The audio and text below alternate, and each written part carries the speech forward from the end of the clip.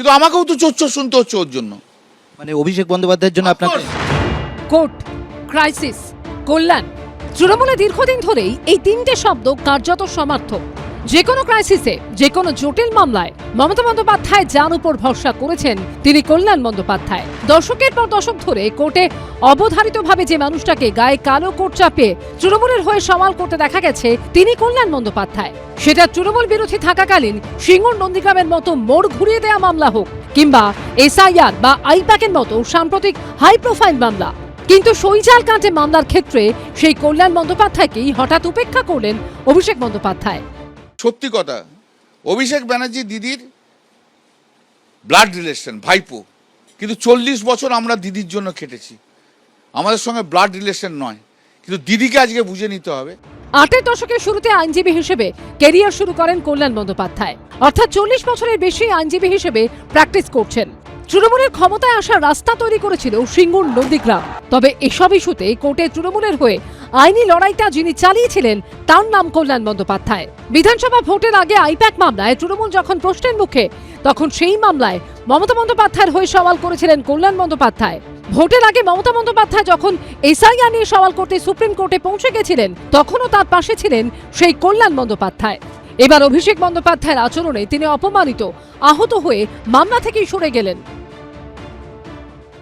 এখানে বসগিরি করার জায়গা থাকে না, সম্মান শ্রদ্ধা সবাইকে করতে হয়। একটা 45 বছর আমার প্রফেশন তাকে এইভাবে ডিসরেসপেক্ট করছে, এত অ্যারোগেন্সি কেন মানতে যাবো? এই যে অবিশ্বাস, এই যে সন্দেহ, এই যে সেখান থেকেই তার ইগো, সেখান থেকেই তার উপেক্ষা, এইটা কিন্তু এই কেসের ক্ষেত্রে দেখা গেছে। সুতরাং এটা ঘটারই ছিল, কারণ তার মধ্যে, অভিষেকের মধ্যে এখন প্রত্যেক মানুষের প্রতি, প্রত্যেক তার রাজনৈতিক সতীর্থদের প্রতি একটা সংশয়, একটা অবিশ্বাস, একটা প্রতি মুহূর্তে একটা বিশ্বাসের অভাব, এগুলো তার মধ্যে দানা বাঁধছে এবং সেখান থেকে সে মুক্তি পেতে চাইছে, যার জন্যে কল্যাণ বন্দ্যোপাধ্যায়কে আর বিশ্বাস করতে পারছে না, তাই সেখান থেকে বেরিয়ে আসতে চাইছে। বহু ক্রাইসিস থেকে তৃণমূলকে উদ্ধার করা কল্যাণ বন্দ্যোপাধ্যায় এবার নেত্রীর সামনে আলটিমেটাম দিয়েছেন। হয় তিনি, নয় অভিষেক বন্দ্যোপাধ্যায়। কি করবেন মমতা বন্দ্যোপাধ্যায়? আজকে কল্যাণ বন্দ্যোপাধ্যায় যে আলটিমেটাম দিয়েছেন, আমার মনে হয় আজকে একটা খুব ক্রিটিক্যাল দিন তৃণমূল কংগ্রেসের প্রতি, যে মমতা বন্দ্যোপাধ্যায়কে এইটা নিতেই হবে, এই কলটা, যে উনি কার সঙ্গে আছেন। উনি তার সারা জীবনের দলীয় কর্মী নেতৃত্বের সঙ্গে আছেন, নাকি উনি একজন রাজনৈতিক রোবটের সঙ্গে আছেন।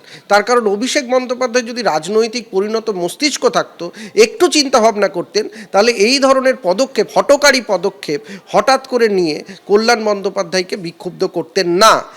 রাজনৈতিক অস্তিত্ব রক্ষার লড়াইয়ের মধ্যেই আরও এক ধর্ম সংকটে মমতা বন্দ্যোপাধ্যায়। অর্ণব মুখোপাধ্যায় ও দীপক ঘোষের রিপোর্ট, এবিপি আনন্দ।